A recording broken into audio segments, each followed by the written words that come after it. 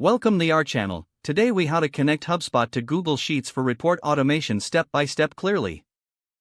Start by opening your web browser and navigating to your HubSpot account. Log into your HubSpot account using your credentials.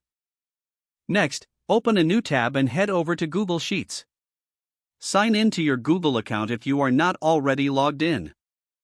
Once in Google Sheets, create a new spreadsheet by clicking on the plus icon. Now, return to your HubSpot tab. In HubSpot, go to your dashboard and locate the Reports section in the main menu. From the Reports section, click on Reports then Dashboard. Select the dashboard. In the dashboard view, identify the report you would like to connect to Google Sheets. Click on the report to open its details. Look for the Export button, usually located at the top right of the report. Choose the Export to Google Sheets option from the drop-down menu. Now, you'll be prompted to connect your HubSpot account with your Google account. Click Connect to initiate the authorization process. You will be taken to a Google authentication page.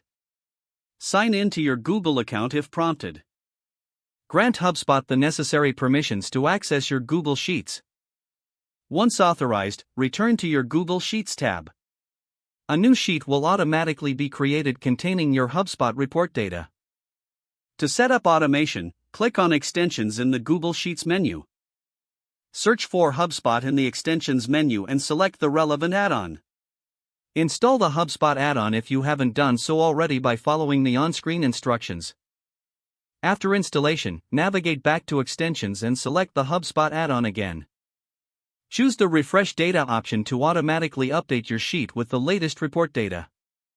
You can also set this add-on to refresh data at regular intervals, if needed. By doing this, your Google Sheets will always reflect your latest HubSpot analytics. Finally, organize and format your new data in Google Sheets as desired. Congratulations, you have successfully connected HubSpot to Google Sheets for report automation.